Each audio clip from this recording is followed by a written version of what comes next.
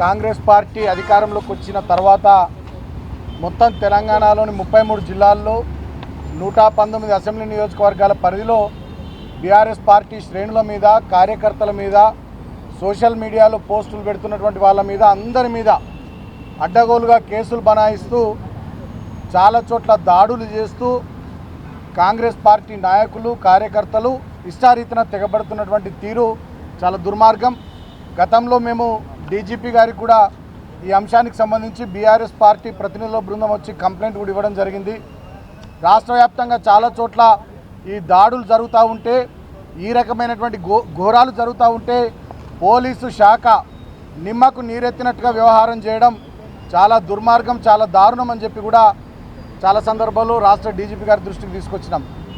గతంలో మేము ప్రభుత్వంలో ఉన్నటువంటి 10 సంవత్సరాల పాటు ఏ రోజు కూడా ఎక్కడ కూడా ఇటువంటి దుశ్చర్యలకు పాల్పడినటువంటి సంఘటనలు లేవు.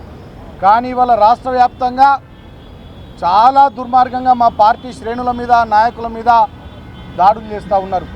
ఇళ్లలోకి పోయి కొడుతూ ఉన్నారు. అదేవిధంగా అడ్డగోలుగా కేసులు పెడతా ఉన్నారు. కొన్ని చోట్లనైతే ఎస్ఐలు, సిఐలు, ఏసీపీలు, డిఎస్పీలు సోషల్ మీడియాలో పోస్టులు చేస్తున్నటువంటి మా సోషల్ మీడియా పిల్లలకు ఫోన్లు చేసి మరీ బెదిరిస్తూ ఉన్నారు, బైండ్ ఓవర్లు చేస్తూ ఉన్నారు, అడ్డగోలుగా కేసులు పెడతా ఉన్నారు. కాంగ్రెస్ పార్టీ వాళ్ళు పిటిషన్లు ఇస్తేనేమో నిమిషం ఆలస్యం చేయకుండా పోలీసు శాఖ వాళ్ళు కేసులు పెడతా ఉన్నారు. అదే బీఆర్ఎస్ పార్టీ నాయకులు, కార్యకర్తలు, ప్రజాప్రతినిధులు, మా సోషల్ మీడియా పిల్లలు, మా వాళ్ళు దెబ్బలు తిన్నవాళ్ళు కానీ, ఇబ్బందులు ఎదుర్కొంటున్నటువంటి వాళ్ళు కానీ, జరిగినటువంటి సంఘటనలకు సంబంధించి ఒక్క కంప్లైంట్ ఇచ్చినా, ఒక్క పిటిషన్ ఇచ్చినా దాన్ని పోలీస్ స్టేషన్లలో తీసి చెత్తబుట్టలు వారేస్తున్నటువంటి తీరు చాలా దుర్మార్గం. ఒక ప్రధానమైనటువంటి సంఘటన మా ఉమ్మడి కరీంనగర్ జిల్లాలో జరిగింది. ధర్మపురి అసెంబ్లీ నియోజకవర్గం పరిధిలో ధర్మారం మండల కేంద్రానికి సంబంధించినటువంటి మా సోషల్ మీడియాలో యాక్టివ్గా ఉండే మా పార్టీ నాయకుడు ఆయన సాల్వాజీ మాధవరావు, ఆయన గడిచిన కొన్ని సంవత్సరాలుగా యాక్టివ్ ఉంటాడు. ఆయన సోషల్ మీడియాలో పోస్ట్ పెడితే దానికి సంబంధించి ఆయన మీద కాంగ్రెస్ పార్టీ వాళ్ళు దాడులు చేసి విచక్షణ రహితంగా రక్తం వచ్చేటట్టు కొట్టినారు. కరీంనగర్లో దాదాపు 3-4 రోజుల పాటు ఆయన దవాఖానలో కూడా ఉన్నాడు, ట్రీట్మెంట్ కూడా తీసుకున్నాడు. దీనికి ప్రధానమైనటువంటి కారణం గత ప్రభుత్వము మంచి పనులు చేసింది. ఇప్పుడున్న ఈ ప్రభుత్వం రైతులకు నీళ్ళు ఇస్తా అన్నది, కరెంట్ ఇస్తా అన్నది, రైతు బంధు చేస్తా అన్నది, రైతు భరోసా కింద 15,000 ఇస్తా అన్నది.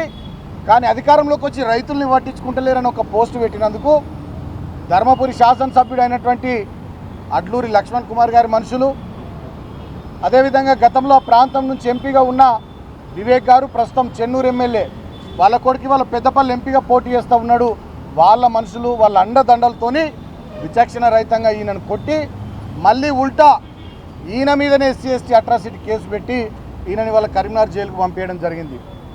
ఆనాడు ధర్మారం ఎస్ఐగా ఉన్నటువంటి వ్యక్తి ఈయనను పిలిచి, నువ్వు ఇష్టం వచ్చినట్టు సోషల్ మీడియాలో పోస్టులు పెడితే నువ్వు చచ్చిపోతావు అని చెప్పి కూడా బెదిరించిండు ఎస్ఐ.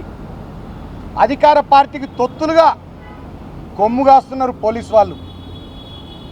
మా ప్రభుత్వ హయాంలో ఫ్రెండ్లీ పోలీసింగ్ అని అందరికీ పారదర్శకంగా, నీతిగా, నిజాయితీగా, పద్ధతిగా సేవలు అందించండి అని చెప్పి మా ప్రభుత్వము ఆ రకమైనటువంటి ఫ్రెండ్లీ పోలీసింగ్ అనే విధానంతో ముందుకు పోతే ఇవాళ మాత్రం రాష్ట్ర వ్యాప్తంగా చాలామంది పోలీసులు, నేను అందరిని అనట్లేదు, చాలామంది పోలీసులు వాళ్ళ అధికార పార్టీకి కొమ్ముగాస్తూ ఉన్నారు.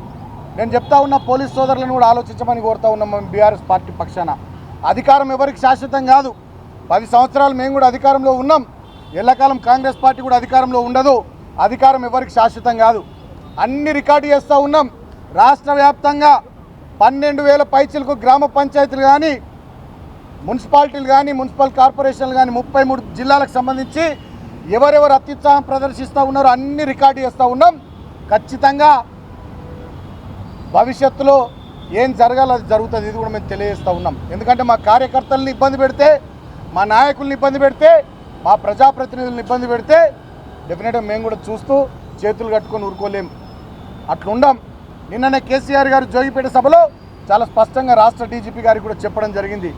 కంట్రోల్ చేయండి, ఇటువంటి జరగకుండా చూడండి, పారదర్శకంగా వ్యవహరించండి, ఇది మంచి పద్ధతి కాదని చెప్పిండు. దాంట్లో భాగంగానే ఇవాళ బీఆర్ఎస్ పార్టీ ప్రతినిధుల బృందం మా ఎమ్మెల్సీ గౌరవనీయులు శంబీపూర్ రాజు గారు, అదేవిధంగా మా సీనియర్ నాయకులు గట్టు రామచంద్రరావు గారు, మన్నె గోవర్ధన్ రెడ్డి గారు, మా విద్యార్థి విభాగం అధ్యక్షులు గెల్లు శ్రీనివాస్ యాదవ్ గారితో కలిసి ఒక బృందంగా మేము డీజీపీ గారి సమయాన్ని కోరడం జరిగింది. డీజీపీ గారు అందుబాటులో లేరు. ఎస్పీ రమణ్ కుమార్ గారికి మేము రిప్రజెంటేషన్ ఇవ్వడం జరిగింది.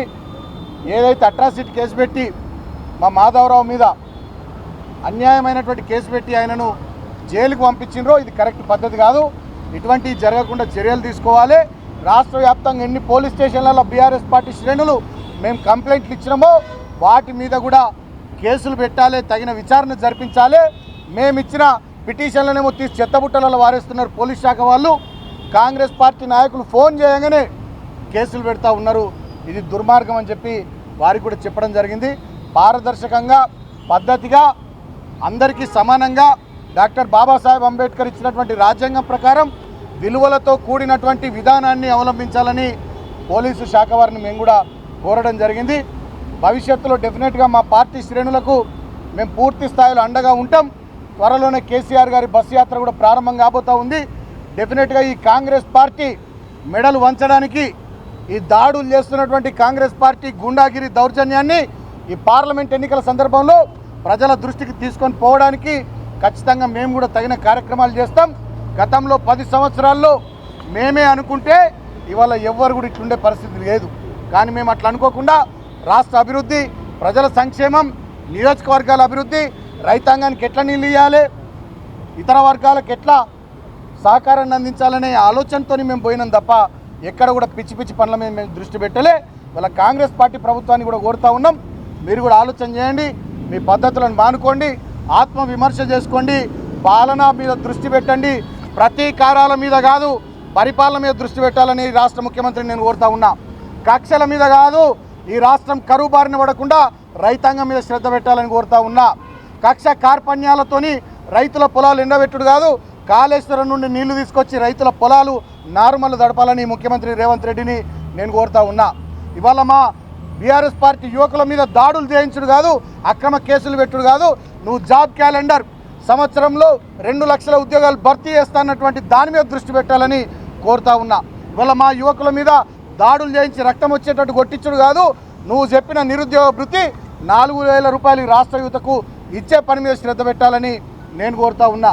గేట్లెత్తి మా పార్టీ నాయకుల కండువాలు అప్పుడు కాదు, ప్రాజెక్టుల గేట్లెత్తి తెలంగాణలోని 35-40 వేల చెరువులలో నీళ్లు నింపమని నేను రేవంత్ రెడ్డి ముఖ్యమంత్రిని కోరుతా ఉన్నా.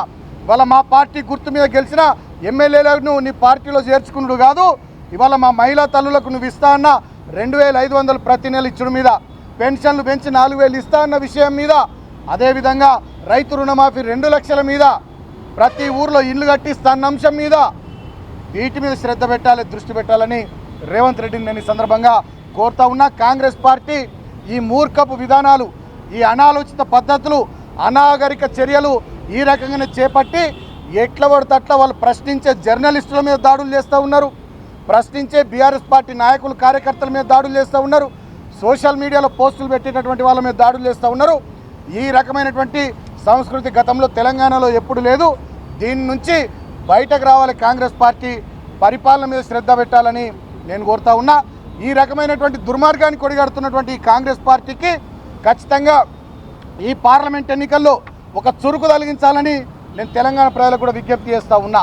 ఎందుకంటే మొన్న అసెంబ్లీ ఎన్నికల్లో అధికారంలోకి వచ్చిన కాంగ్రెస్ పార్టీ పాలన మీద శ్రద్ధ పెట్టకుండా ఇవాళ ఈ రకమైనటువంటి కక్షలు కార్పణ్యాల మీద దృష్టి పెట్టి రాష్ట్రాన్ని రావణ కాష్టం చేస్తున్నటువంటి ఈ కాంగ్రెస్ పార్టీ మీద శ్రీరామనవమి నాడు నేను ప్రజలందరికీ విజ్ఞప్తి చేస్తూ ఉన్నా. ఖచ్చితంగా మళ్ళా తెలంగాణలో రామరాజ్యం రావాలి, ఈ రావణ కాష్టం పోవాలి, ఈ రేవంత్ రెడ్డి ప్రభుత్వానికి తగిన రీతిలో బుద్ధి వచ్చేటట్టుగా పార్లమెంట్ ఎన్నికల్లో ఓటు ద్వారా ఒక మంచి సురుకు పెట్టాలని చెప్పి ఈ సందర్భంగా నేను రాష్ట్ర ప్రజలకు కూడా విజ్ఞప్తి చేస్తూ రేవంత్ రెడ్డి ప్రభుత్వాన్ని కూడా హెచ్చరిస్తూ ఉన్నాం, ప్రభుత్వ పెద్దల్ని హెచ్చరిస్తూ ఉన్నాం, పోలీసు శాఖ వారిని కూడా కోరుతూ ఉన్నాం. అధికారం ఎవరికి శాశ్వతం కాదు, ఇవాళ అధికారంలో ఉన్నామని ఇష్టం వచ్చినట్టుగా ప్రవర్తిస్తే ఖచ్చితంగా తగిన రీతిలో ప్రజలన్నీ గమనిస్తూ ఉన్నారు. ఇది వెనకటి కాలం కాదు, ఎడ్డి గుడ్డి కాలం కాదు. ప్రతి ఇళ్ళల్లో ఇవాళ అందరి చేతిలో సెల్ ఫోన్లు ఉన్నాయి, ఇళ్ళల్లో టీవీలు వచ్చినాయి, ప్రతి ఇళ్ళలో చదువుకున్న పిల్లలు ఉన్నారు. కాంగ్రెస్ పార్టీ దుర్మార్గాలు, దురాగతాలు, అరాచకాలు, అన్యాయాలు గమనిస్తూ ఉన్నారు. ఇవాళ ఒకటే ఉదాహరణ నేను చెప్పి ముగిస్తా. మేమున్నప్పుడు 1000కి పైగా గురుకులాలు పెడితే ఆర్ఎస్ ప్రవీణ్ కుమార్ గారి నేతృత్వంలో కేసీఆర్ గారి నాయకత్వంలో బ్రహ్మాండంగా గురుకులాలు పనిచేసినాయి. అద్భుతమైన విద్యా కుసుమాలు గురుకులాల్లో నుంచి వికసించినాయి, వెలుగులోకి వచ్చినాయి. ఎవరెస్ట్ శిఖరాన్ని ఎక్కిన మాలావత్, పూర్ణ, ఆనంద్ లాంటి గొప్ప గొప్ప వాళ్ళు ఆనాడు గురుకులాల్లో అద్భుతంగా రాణించి చదువుకొని మంచి అవకాశాలు తెచ్చుకున్నటువంటి వాళ్ళు. నీట్లో కానీ ఐఐటీల్లో కానీ దేశవ్యాప్తంగా ప్రముఖ ప్రతిష్టాత్మక యూనివర్సిటీల్లో అడ్మిషన్లు సంపాదించి అద్భుతంగా గురుకుల విద్యార్థులు వజ్రాల్లాగా కేసీఆర్ గారి పాలనలో తయారైతే ఇవాళ ఈ రాష్ట్రంలో 4 నెలల కాలంలో 5-6 విద్యార్థులు గురుకులాల్లో ఆత్మహత్యలు చేసుకున్నారు. ఇవాళ భువనగిరి నియోజకవర్గంలో కొంతమంది పిల్లలు కలుషిత ఆహారం తిని ఒక గురుకుల విద్యాలయంలో ఒక పిల్లగాడు మరణించింది, ఇంకా 4-5 ఆసుపత్రిలో ఉన్నారు. ఇవాళ గురుకులాల మీద శ్రద్ధ లేదు, విద్యార్థుల మీద శ్రద్ధ లేదు. అసలు ఇవాళ విద్యాశాఖ మంత్రి లేడు ఈ రాష్ట్రంలో, సాంఘిక సంక్షేమ శాఖకు మంత్రి లేడు ఈ రాష్ట్రంలో, మైనార్టీ శాఖకు మంత్రి లేడు. పరిపాలన అస్తవ్యస్తం అయిపోయింది. రేవంత్ రెడ్డి ఢిల్లీకి సంచులు మోసే పనిలో బిజీగా ఉన్నాడు తప్ప అధికార పార్టీలో ఉన్నటువంటి వాళ్ళంతా ప్రతిపక్ష పార్టీల నాయకులను చేర్చుకొని కండువాలు కప్పే పనిలో బిజీ ఉన్నారు తప్ప గురుకులాలు పట్టించుకుంటలే, పాఠశాలలు పట్టించుకుంటలే. ఇచ్చిన 420 హామీలు 6 గ్యారంటీల మీద శ్రద్ధ లేదు. ఒక్కటంటే ఒక పథకం అమలు చేయకుండా ఇవల్ల ఒడ్డు దాటేదాకా ఓడమల్లన్న, ఒడ్డెక్కినాక బోడమల్లన్న అన్నట్టుగా ఈ కాంగ్రెస్ పార్టీ వ్యవహారం ఉంది. కాబట్టి ప్రజలందరికీ విజ్ఞప్తి చేస్తూ ఉన్నాం, ఖచ్చితంగా ఈ రేవంత్ రెడ్డి ప్రభుత్వానికి సురుకు తలిగియాలి. పార్లమెంట్ ఎన్నికల్లో మీ ఓటు ద్వారా బుద్ధి చెప్పాల్సిందిగా ఇవాళ రాష్ట్ర ప్రజలకు విజ్ఞప్తి చేస్తూ పోలీసు డిపార్ట్మెంట్ వారికి, డీజీపీ గారికి ఇవాళ మేము ఇచ్చినటువంటి ఈ వినతి పత్రాన్ని కూడా పరిగణలోకి తీసుకొని పోలీసు శాఖను కూడా ఇవాళ అధికారులను కూడా కింది స్థాయి వరకు అందరికీ తగిన ఆదేశాలు ఇవ్వాల్సిందిగా వారిని కోరుతూ ఉన్నాం. ఇవాళ అసలు ఇది ఎన్నికల సందర్భం, మోడల్ కోడ్ ఆఫ్ కండక్ట్ ఉంది. ఈ టైంలో ఇష్టారీతిన పోలీసులు కొంతమంది ప్రవర్తిస్తున్నటువంటి తీరును కూడా మేము చూస్తూ ఊరుకోం. ఎలక్షన్ కమిషన్ కూడా కంప్లైంట్లు ఇస్తాం. అక్కడక్కడ దళితుల మీద దాడులు చేస్తూ ఉన్నటువంటి పోలీస్ అధికారుల మీద ఎస్సీ ఎస్టీ కమిషన్ కంప్లైంట్ ఇస్తాం. మా మహిళా నాయకులను ఇబ్బంది పెడుతున్న పోలీస్ అధికారుల మీద మహిళా కమిషన్కు కంప్లైంట్ ఇస్తాం. మానవ హక్కుల్ని ఉల్లంఘిస్తున్న పోలీస్ అధికారుల మీద మానవ హక్కుల్ని ఆశ్రయిస్తాం. ఈ దేశంలో బాబాసాహెబ్ అంబేద్కర్ మాకు రాజ్యాంగం ఇచ్చిండు. ఆ రాజ్యాంగంని పట్టుకొని దాంట్లో ఉన్నటువంటి మా హక్కుల్ని డెఫినెట్గా కాపాడుకునే ప్రయత్నం చేస్తాం. మా హక్కులకు భంగం కలిగితే మాకు న్యాయస్థానాల మీద నమ్మకం ఉంది. ఏ అధికారి ఇష్టం వచ్చినట్టు ప్రవర్తిస్తున్నా ఖచ్చితంగా చట్టపరంగా మేము న్యాయస్థానాలని కూడా ఆశ్రయిస్తాం. ఎవరిని వదిలిపెట్టాం, సుప్రీంకోర్టు దాకా పోతాం.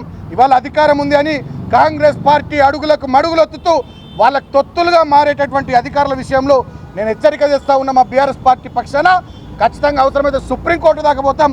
ఎవరిని మీ కెరీర్ పోయేదాకా, మీ కెరీర్ చివరి దాకా కూడా మిమ్మల్ని వదిలిపెట్టాం. పారదర్శకంగా చేయండి పని. మాది తప్పుంటే మా మీద కేసులు పెట్టండి, కాంగ్రెస్ వాళ్ళు తప్పుంటే కాంగ్రెస్ వాళ్ళ మీద కేసులు పెట్టండి. అంతేగాని ఇవాళ వాళ్ళు చెప్తుండ్రు కదా, ముఖ్యమంత్రి చెప్తుండు కదా, మంత్రి చెప్తుండు కదా, ఎమ్మెల్యే చెప్తుండు కదా, కాంగ్రెస్ పార్టీ ఎంపీ అభ్యర్థి చెప్తుండు కదా అని మా నాయకుల మీద, కార్యకర్తల మీద కేసులు నమోదు చేస్తే, ఇష్టం వచ్చినట్టుగా బెదిరిస్తే, జైళ్ళలో పెడితే చూస్తూ ఊరుకోం. ఉమ్మడి ఆంధ్రప్రదేశ్ రాష్ట్రంలో రాజశేఖర్ రెడ్డి, కిరణ్ కుమార్ రెడ్డి, చంద్రబాబు నాయుడు మీకన్నా ఎక్కువ చేసిర్రు. వాళ్ళని తట్టుకొని నిలబడ్డ పార్టీ గులాబీ దండు. ఇవి అన్నీ కూడా మాకేం కొత్త కాదు. పోరాటం మాకు అసలే కొత్త కాదు. ప్రాణం పోయినా సరే కార్యకర్తలను కంటికి రెప్పలా కాపాడుకోవడానికి కేసీఆర్ గారి నాయకత్వంలో మా అధినాయకత్వం తగిన రీతిలో ఖచ్చితంగా స్పందిస్తుందని చెప్పి నేను పోలీస్ అధికారులకు కూడా తెలియజేస్తూ ఉన్నా. దయచేసి మీరు బయాస్డ్గా ఉండకండి, అన్బయాస్డ్గా ఉండండి, ట్రాన్స్పరెంట్గా ఉండండి అని పోలీస్ డిపార్ట్మెంట్ వారికి కూడా విజ్ఞప్తి చేస్తూ ఉన్నాం. Thank you.